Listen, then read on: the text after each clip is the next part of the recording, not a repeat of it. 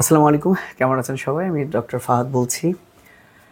Medical ভর্তি পরীক্ষার জন্য সাম্প্রতিক থেকে এক থেকে দুইটা বা তিনটা প্রশ্ন কিন্তু চলে আসে সাধারণ জ্ঞানে।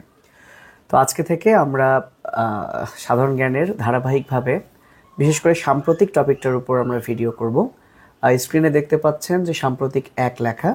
তো আশা করছি এরকম ছোট ছোট 5 মিনিটের 10 থেকে 12টা ভিডিও যদি আমরা করি তাহলে এতে করেই সকল সাম্প্রতিক কভার হয়ে যাবে ইনশাআল্লাহ। তো আজকে আমরা কথা বলবো জুলাই শহীদ স্মৃতি ফাউন্ডেশন নিয়ে। তো কথা না বাড়িয়ে আমরা শুরু করি। তো প্রথমে আমি একটা ছবি দেখাই।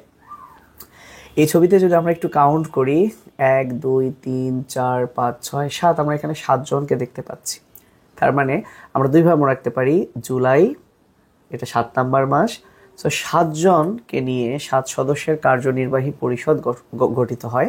সো জুলাই শহীদ স্মৃতি ফাউন্ডেশন। সো বৈষম্য বিরোধী আন্দোলনে যারা শহীদ হয়ে গেছেন তো তাদের স্মৃতিতেই এই ফাউন্ডেশনটা মূলত। তো এখানে আমরা তাহলে মনে রাখলাম কার্যনির্বাহী পরিষদে আছেন 7 জন, এবং আমরা একটু নামগুলো এনাদের সবাইকেই মনে হয় চিনি।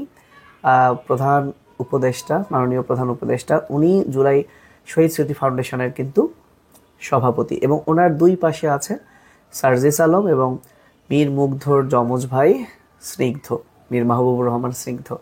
এই দুইজন গুরুত্বপূর্ণ পদে আছেন। সার্জিস আলম উনি সাধারণ সম্পাদক, এবং মীর মাহবুবুর রহমান স্নিগ্ধ উনি আছেন প্রধান নির্বাহী কর্মকর্তা, অর্থাৎ সিইও, চিফ এক্সিকিউটিভ অফিসার হিসেবে। জেনে রাখা ভালো, প্রথমে কিন্তু মীর মাহবুবুর রহমান স্নিগ্ধ এনাকেই সাধারণ সম্পাদক করে গঠন করা হয়েছিল। আচ্ছা, পাশাপাশি আরও 4 জনকে দেখতে পাচ্ছি, নাহিদ ইসলাম, আসিফ মাহমুদ, সাথে যে 2 জন আছেন। সো জুলাই শহীদ স্মৃতি ফাউন্ডেশন এটার কিন্তু সমাজ কল্যাণ মন্ত্রণালয় থেকেই এটা মানে কার্যনির্বাহী পরিষদ গঠনের প্রস্তাব হয় সমাজ কল্যাণ মন্ত্রণালয় থেকে। এই জন্য সমাজ কল্যাণ উপদেষ্টা যিনি, উনি কিন্তু আছেন নাহিদ ইসলামের পাশে যিনি আছেন শারমিন এস মুর্শিদ। আর যেহেতু এই স্মৃতি ফাউন্ডেশনটা মূলত যারা আহত হয়েছেন বা তাদের চিকিৎসার ব্যয় বহন করবে, তাই স্বাস্থ্য উপদেষ্টাও কিন্তু আছেন নূরজাহান বেগম। তো এই যে 7 জন, এই ছবিটা আমাদের চোখে যাতে একটু ভাসে। এরপরে আমরা চলে যাই উইকিপিডিয়া থেকে এই ব্যাপারটা নিয়েছি, খুবই গুরুত্বপূর্ণ। গঠন হয়েছে 10 সেপ্টেম্বর, আর উত্তরা 5 নম্বর সেক্টরে এটা অবস্থিত।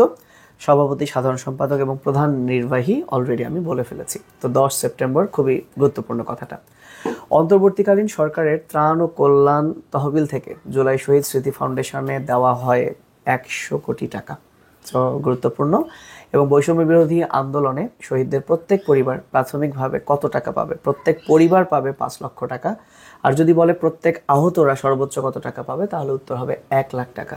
ওকে, সাথে জেনে রাখা ভালো, যেটা একটু আগে বললাম, প্রথম সাধারণ সম্পাদক ছিলেন কিন্তু মীর মাহবুবুর রহমান স্নিগ্ধ। কত তারিখে সার্জিস আলম সাধারণ সম্পাদক হন? সো আমরা কিন্তু সবাই জানি যে 10 সেপ্টেম্বর হচ্ছে প্রথম যে কার্যনির্বাহী পরিষদ গঠিত হয়। তাহলে এরপরে দ্বিতীয় সভায় কিন্তু চেঞ্জ হয়ে যায়, সার্জিস আলম সাধারণ সম্পাদক হন এবং স্নিগ্ধ উনি হয়ে যান প্রধান নির্বাহী কর্মকর্তা। তো কত তারিখে সার্জিস আলম সাধারণ সম্পাদক হন? তো তারিখটা কিন্তু মিল আছে, একটু দেখেন, 1 1 করে বাড়বে। এখানে 10-এর 1 ছিল, 1 থেকে নিচে 2 বাড়লো, 10-এর 1-এর পরে 0, 0 থেকে নিচে 1 বাড়লো, সেপ্টেম্বর থেকে 1 বাড়লো অক্টোবর। তো আশা করছি এই তারিখটা খুব সহজে মনে থাকবে। সো 21 অক্টোবর সার্জিস আলম সাধারণ সম্পাদক হন, তার মানে 21 অক্টোবরই স্নিগ্ধ প্রধান নির্বাহী কর্মকর্তা হন। আচ্ছা, একটা হটলাইন নাম্বার চালু হয়েছে এই ফাউন্ডেশন থেকে। হটলাইন নাম্বারটা হচ্ছে 16000, আর ওয়েবসাইট হচ্ছে www.JSSFBD, অর্থাৎ জুলাই শহীদ স্মৃতি ফাউন্ডেশন বিডি বাংলাদেশ.com। তো এই ছিল, আশা করি ভিডিওটা তোমাদের ভালো লেগেছে বা আপনাদের ভালো লেগেছে। যদি ভালো লাগে শেয়ার করে জানিয়ে দিন, এবং অন্তত এটা জানিয়ে দিন যে ইনশাআল্লাহ সাম্প্রতিকটা যদি আমাদের সাথে আপনারা টানা লেগে থাকেন, আশা করছি যে ভালো একটা কিছু হবে। তো ভালো থাকবেন সবাই, আল্লাহ হাফেজ, আসসালামু আলাইকুম।